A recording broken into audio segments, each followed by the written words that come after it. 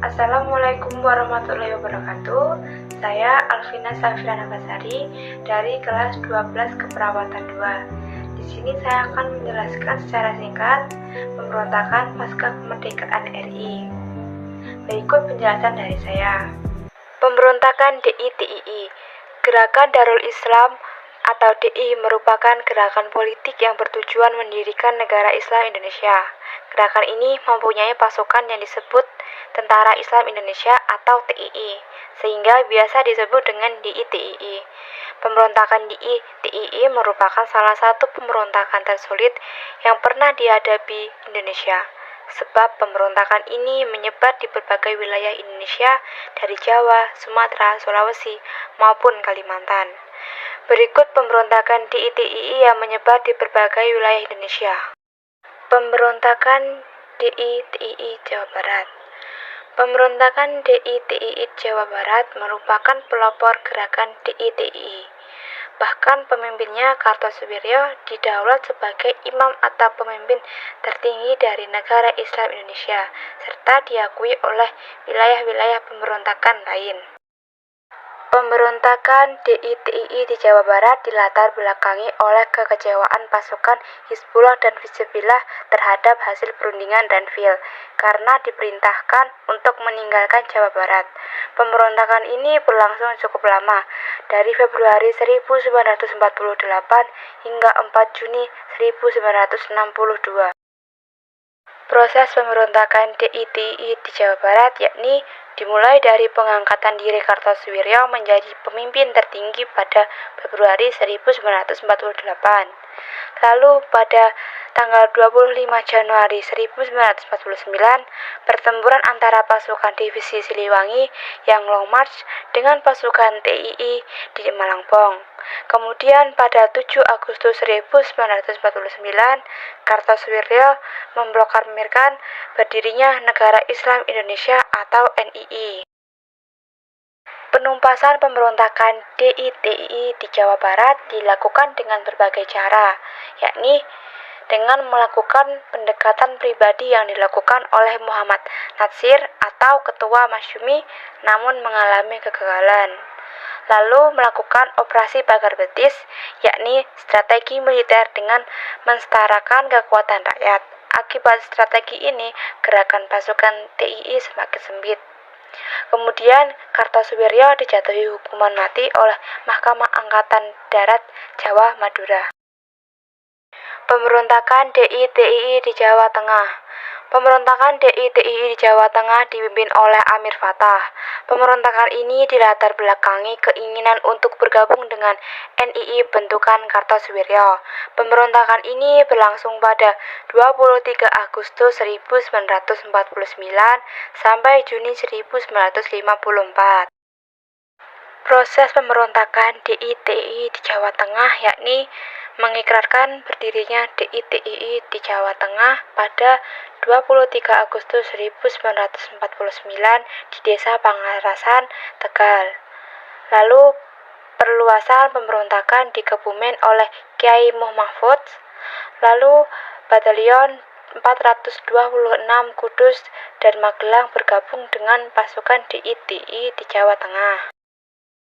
Pemberontakan ini berhasil dihentikan dengan cara pembentukan Komando Operasi Militer oleh pemerintah yang diberi nama Gerakan Benteng Nasional pada 1950.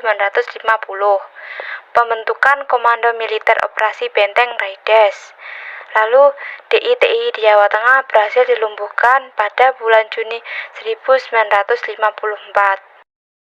Pemberontakan DI-TII di Sulawesi Selatan. Pemberontakan DI-TII di Sulawesi Selatan yang dipimpin oleh Kahar Muzakar. Pemberontakan ini dilatar belakangi oleh kekecewaan Kahar Muzakar karena pasukannya yang bergabung dalam Komando Gerilya tidak dimasukkan ke dalam Angkatan Perang Republik Indonesia atau APRIS. Pemberontakan ini berlangsung antara tahun 1950 hingga Februari 1965. Proses pemberontakan Kahar Muzakar dimulai setelah pasukan ditolak ke dalam APRIS. Kahar Muzakar beserta anak buahnya melarikan diri ke dalam hutan. Ia menyatakan bahwa pasukannya menjadi bagian dari NII Kartosuwiryo. Penumpasan pasukan DITI di Sulawesi Selatan dilakukan dengan penyerbuan oleh pasukan Batalion 330 atau Kujang Siliwangi. Pada penggerbekan tersebut, Kahar Muzakar mati tertembak. Pemberontakan DITI di Kalimantan Selatan.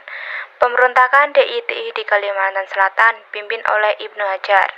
Latar belakang dari pemberontakan ini yaitu keinginan untuk bergabung dengan NII bentukan Kartosuwiryo. Pemberontakan DITI di Kalimantan Selatan berlangsung antara tahun 1950 hingga 1959. DITI di Kalimantan Selatan diawali dari deklarasi Ibnu Hajar pada 20 Oktober 1950 bahwa DITI Kalimantan Selatan merupakan bagian dari DITI Kartosuwiryo. Ia juga menamakan pasukannya Kesatuan Rakyat yang Tertindas atau KRYT. Pemerintah melakukan berbagai cara untuk mengatasi pemberontakan Ibnu Hajar, yakni dengan cara persuasif.